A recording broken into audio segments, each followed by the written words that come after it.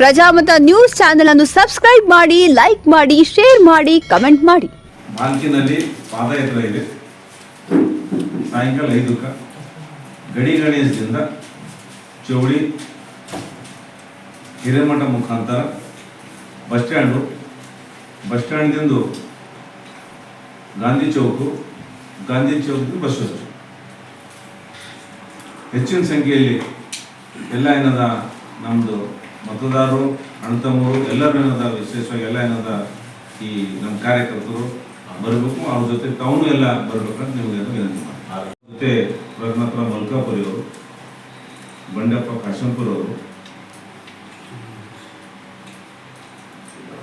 ಜಿಲ್ಲಾಧ್ಯಕ್ಷರು ಇಬ್ಬರು, JDS ಮತ್ತು BJP,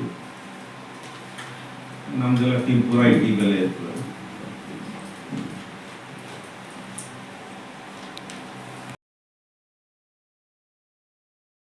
पालकी पट्टाण में 5 बजे शाम पे लोकसभा चुनाव के प्रचार के वास्ते कर्नाटक के विरोध पक्ष के नेता R. अशोक जी और हमारे केंद्र मंत्री अभ्यर्थी BJP भगवंत खूबा जी पादयात्रा आ रहे हैं. उस पादयात्रा में मैं प्रकाश खंडरे, XMLA बाल्की और DK सिद्धराम जी, नारायण जी चेयरमैन, और हमारे सभी मंडल के अध्यक्ष युराना जी, गोविंदराव जी, हमारे भूसारे जी, हमारे काड़े जी, सब लोग इस पादयात्रा में रहते हैं. मैं सबको विनती करता हूँ, पालकी तालके के सभी हमारे कार्यकर्ता और हमारे चाहते BJP के अभिमानी लोग सभी भारतीय जनता पार्टी को जिताने के वास्ते, नरेंद्र मोदी को और एक बार प्रधानमंत्री बनाने के वास्ते, भगवंत खूबा को और एक बार कैबिनेट मंत्री बनाने के वास्ते, आशीर्वाद के वास्ते पादयात्रा में शामिल हो बोलकर मैं विनती करता हूँ.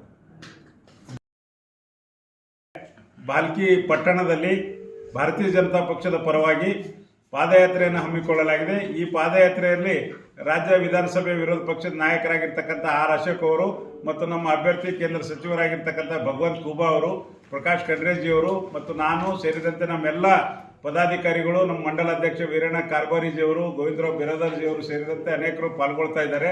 ದಯವಿಟ್ಟು ತಾಲೂಕಿನ ಎಲ್ಲ ಜನತೆಯಲ್ಲಿ ವಿನಂತಿ ಮಾಡ್ತೀನಿ, ಈ ದೇಶದ ಸುರಕ್ಷತೆ, ಈ ದೇಶದ ಭದ್ರತೆಗಾಗಿ ನಮ್ಮ ಕೊಡುಗೆ ಬೇಕಾಗಿದೆ. ಹಾಗಾಗಿ ನಾವೆಲ್ಲರೂ ಭಾರತೀಯ ಜನತಾ ಪಕ್ಷಕ್ಕೆ ಬೆಂಬಲಿಸಲಿಕ್ಕೆ ಹೆಚ್ಚಿನ ಸಂಖ್ಯೆಯಲ್ಲಿ ಪಾದಯಾತ್ರೆಯಲ್ಲಿ ಪಾಲ್ಗೊಳ್ಳಬೇಕು. 5 ಗಂಟೆಗೆ ತಾವೆಲ್ಲರೂ ಚೌಡಿ ಹತ್ತಿರ ಬಂದು ಸೇರಬೇಕು ಅಂತೇಳಿ ವಿನಂತಿ ಮಾಡ್ತೇನೆ. ಧನ್ಯವಾದ.